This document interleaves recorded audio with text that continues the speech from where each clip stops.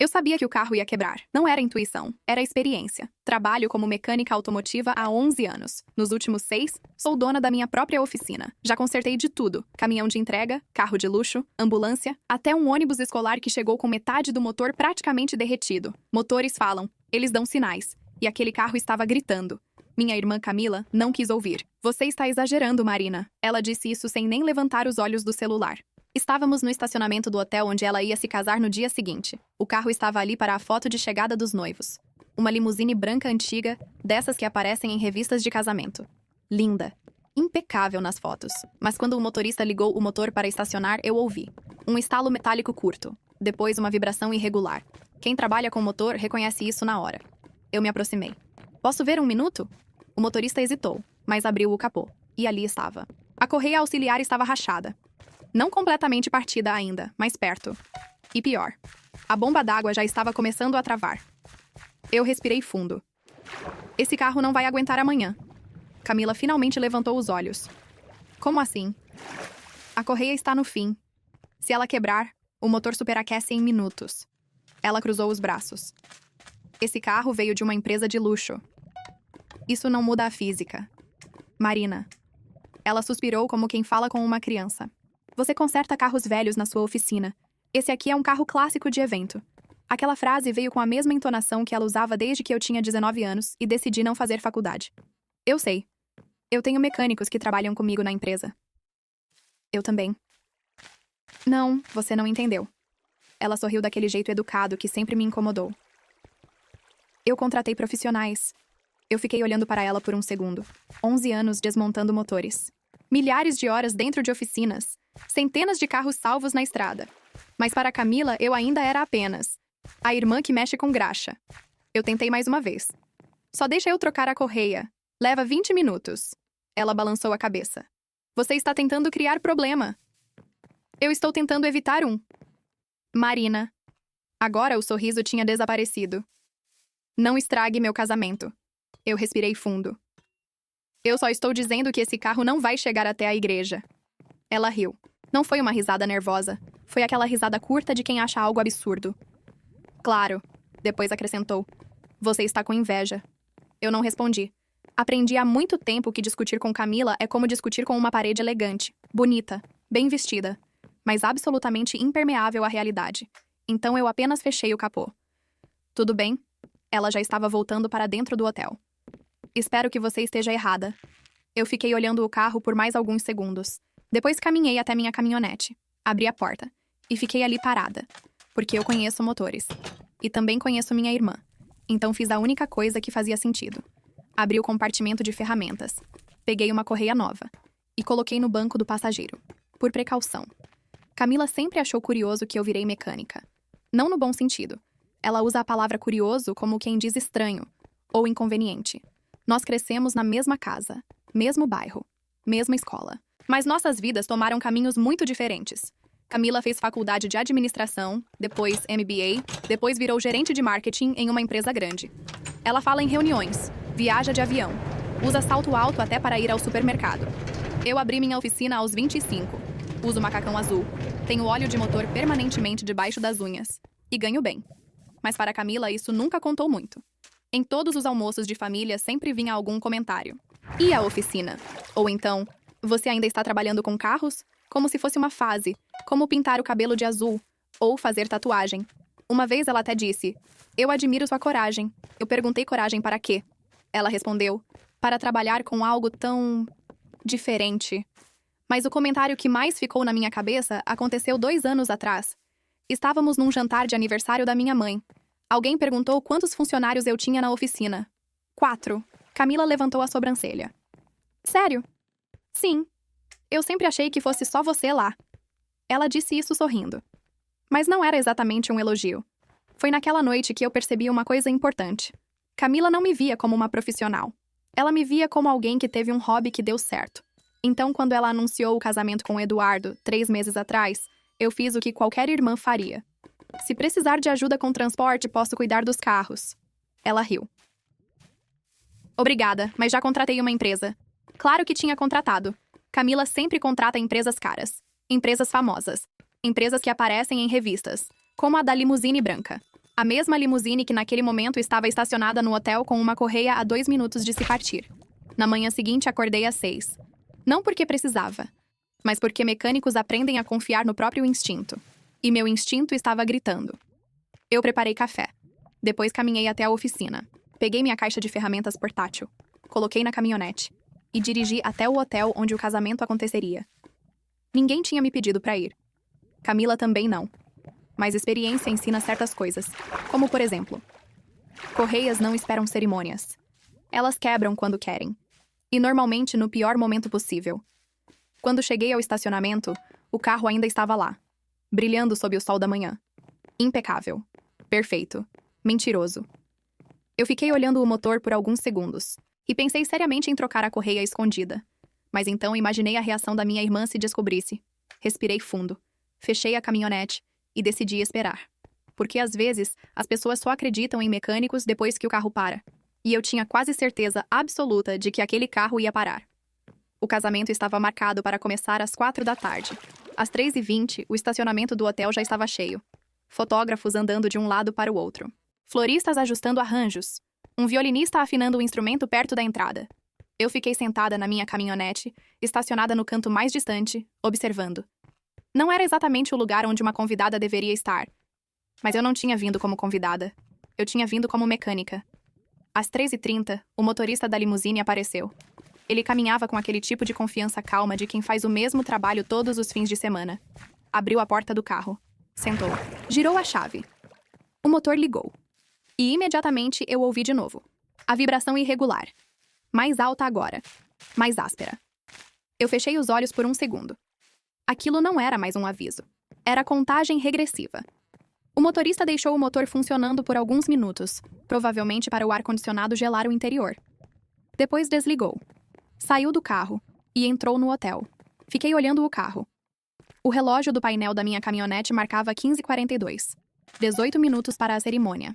Às 15h50, 2 madrinhas apareceram trazendo Camila. Eu quase não reconheci minha própria irmã. O vestido era enorme. Camadas de tecido branco que se espalhavam atrás dela como espuma. O cabelo preso em um coque perfeito. O véu longo balançando levemente com o vento. Ela estava sorrindo. Era um sorriso nervoso, mas feliz. Pela primeira vez naquele fim de semana, ela parecia realmente leve. Eu senti algo estranho no peito. Talvez porque, apesar de tudo, ela ainda era minha irmã. O motorista abriu a porta traseira da limusine. Camila entrou com cuidado para não amassar o vestido. As madrinhas ajeitaram o véu. Uma delas disse: "Está tudo perfeito. Eu quase falei alguma coisa, mas já era tarde." O motorista voltou para o banco. Girou a chave. O motor ligou. E então aconteceu. Primeiro veio um estalo alto, depois um chiado metálico. E então o motor simplesmente morreu. Silêncio. O motorista tentou de novo. A chave girou. Nada. De novo. Um ruído curto. Depois silêncio outra vez. Eu suspirei.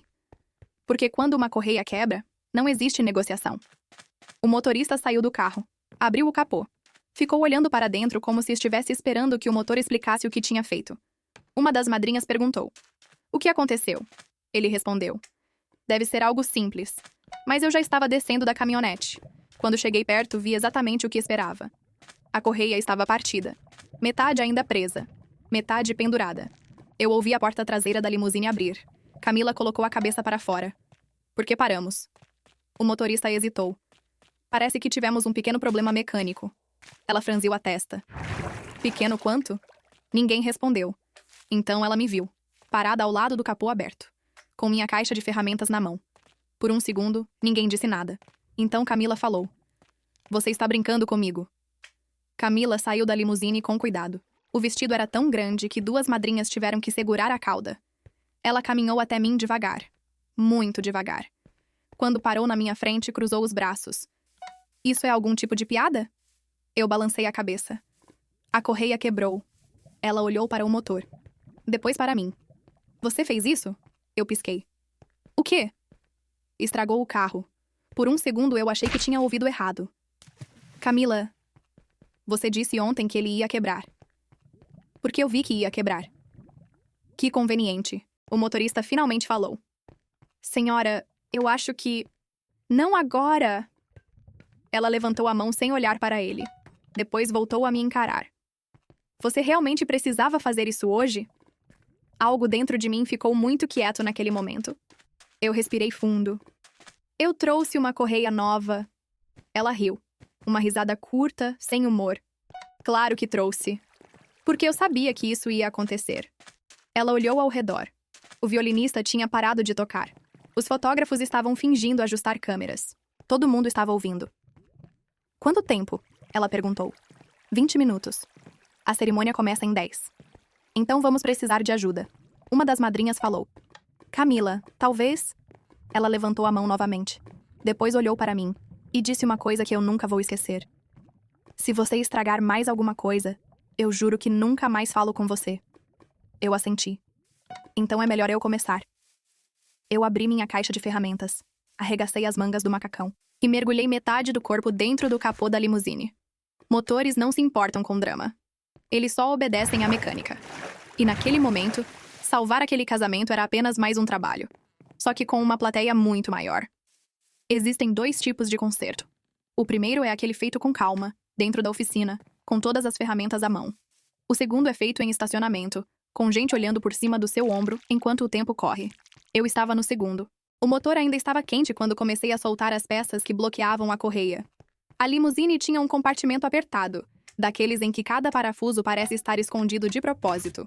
Ouvi alguém atrás de mim perguntar: quanto tempo vai demorar? Não olhei para trás. Se ninguém me interromper, menos de 15 minutos. O motorista estava ao meu lado agora, segurando uma lanterna do celular. Posso ajudar em alguma coisa? Segura a luz ali. Ele obedeceu. Eu puxei a correia quebrada para fora. Ela veio em 2 pedaços. Exatamente como eu tinha previsto. A bomba d'água travou um pouco. Eu disse. O motorista franziu a testa.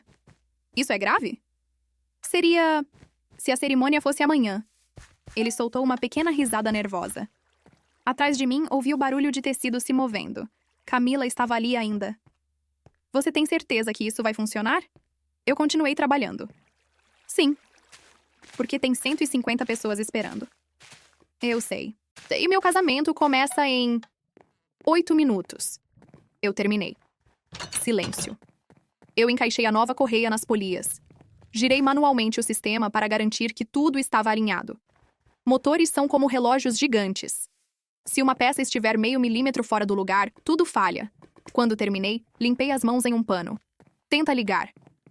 O motorista sentou no banco. Girou a chave. O motor tossiu uma vez, 2.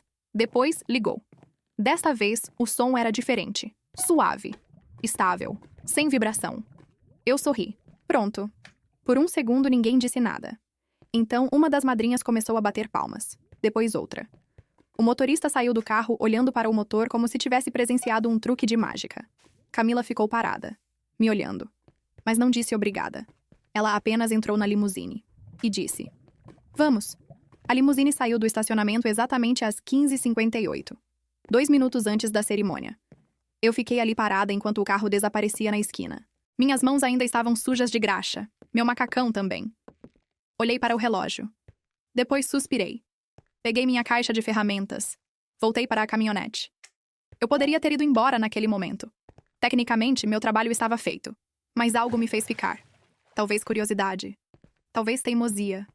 Ou talvez porque, mesmo depois de tudo, eu ainda queria ver minha irmã se casar. Então lavei as mãos no banheiro do hotel. Coloquei um casaco por cima do macacão e entrei discretamente na igreja. A música já estava tocando. Camila estava caminhando pelo corredor. Ninguém ali sabia que 15 minutos antes, o carro dela estava morto no estacionamento. Ninguém sabia que o casamento quase tinha sido atrasado. Ninguém sabia que uma correia nova tinha salvado tudo. E para ser sincera, aquilo não me incomodava. Eu sentei na última fileira. Assisti a cerimônia inteira.